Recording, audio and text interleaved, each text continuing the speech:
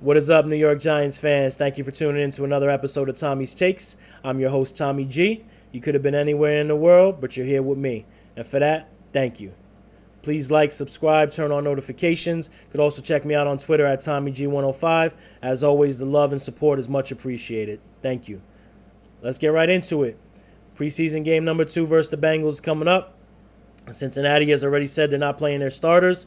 My thought process, who cares? Giants have a young team, bunch of rookies and young guys that are going to be playing meaningful snaps. This is going to be a critical game.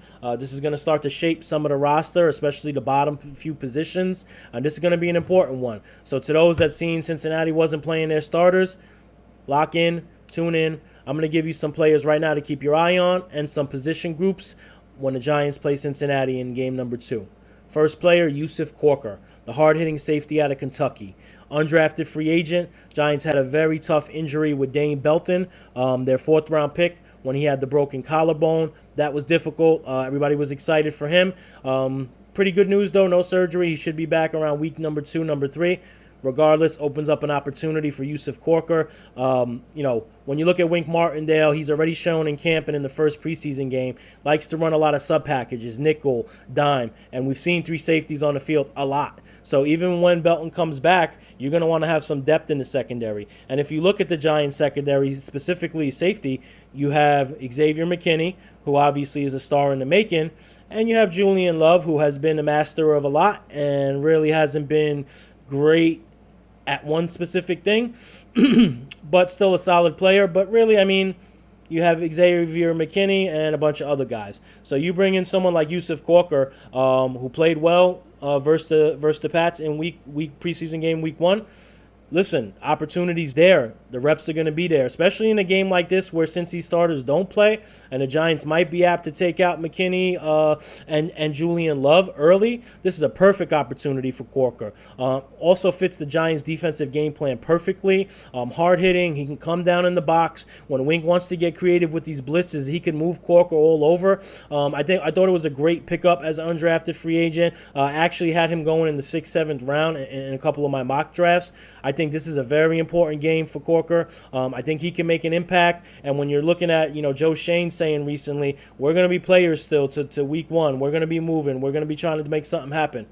Not a lot out there. This is getting towards the nitty-gritty. You're getting towards the dog days of summer. The best thing for the Giants is to utilize some of these young guys on their team. And obviously up to the player. You got to get out there. You got to be smart. You got to be playing within the defense. You got to play to your discipline. And if you can make this team.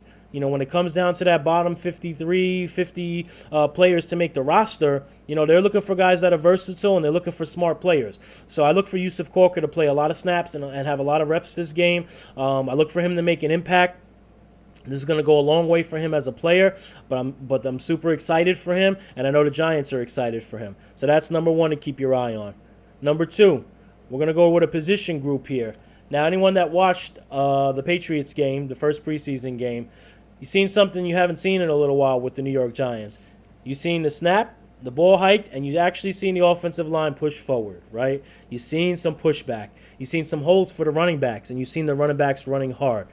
And what I seen was something really interesting. I see Saquon Barkley, obviously, as the clear-cut starter, and then you have a few guys that can run the ball very well. If you look, versus the Pats, you have basically Gary Brightwell running extremely hard. Probably looked the best out of the 3 backups. Almost a 6-yard per carry average. He looked amazing. Obviously a draft pick of the Giants, so he might have a leg up there.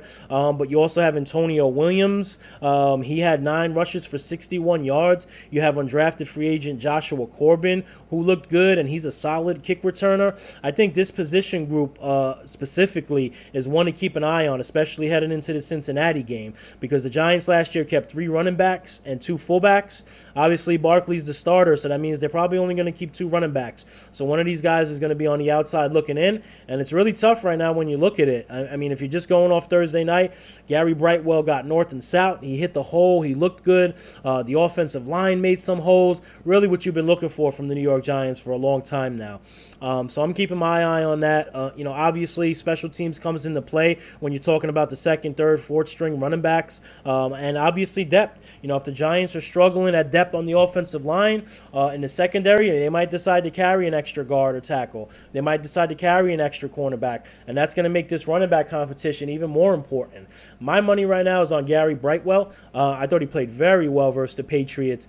Got in there, squeezing between the guard and the tackle, north-south, nose up, doing exactly what the team asked. And he's a draft pick, and he was drafted by the Giants. So I'm looking at Barkley, Brightwell, and Antonio Williams, who actually played very well too. As much as I like Corbin, I think he could be the odd man out here. Very, very good returner at Florida State. But it's going to be tough. Like I said, he carried 3 running backs last year. Probably not going to carry 4 running backs this year, especially with the depth issues on the offensive line and in the secondary. Going to be extremely tough. But listen, that's a good problem to have, right? When you look at last season with the New York Giants, what did you look at? You looked at no depth. You looked at guys retiring during camp. You looked at, basically picking players up off the waiver wire, trading for Billy Price. So this is actually a really good problem to have for the New York Giants, and I don't think they mind being in it. But keep an eye on that running back group. Especially when you start to get into the third and fourth quarter. You want to watch someone like, I'm sure Corbin will probably be the last off the bench there. So you want to watch him closely. He's probably going to have the least amount of reps, but definitely interesting going forward. I'm going to be glued to it, and I'm going to be looking for some things other than just running. I'm going to look how they pass block. I'm going to be looking how they, handle the blitz off the edge. I'm going to be looking how they could receive out of the backfield, as should you, because once the NFL games start, you're going to need everything. You're going to need everything from your running back. But I like the 3. I like what they bring to the game. Loved what they did versus New England. It was very exciting to see that out of the Giants, but going to be a close battle. Number 3, this one's probably gonna surprise a few people.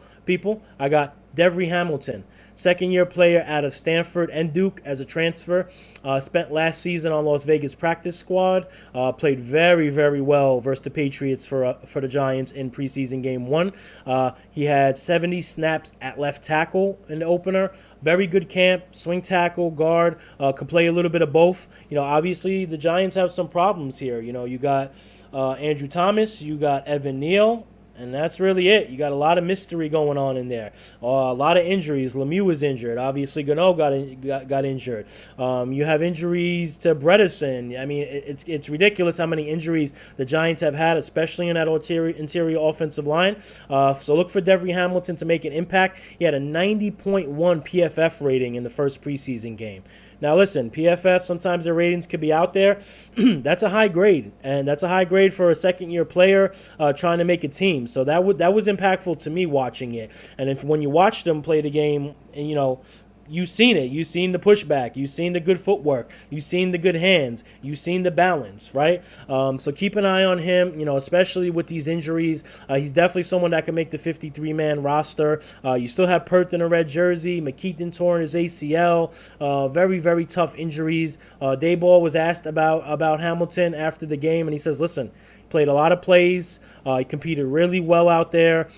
He's a smart guy. He's versatile. It's just what we look for in a young player.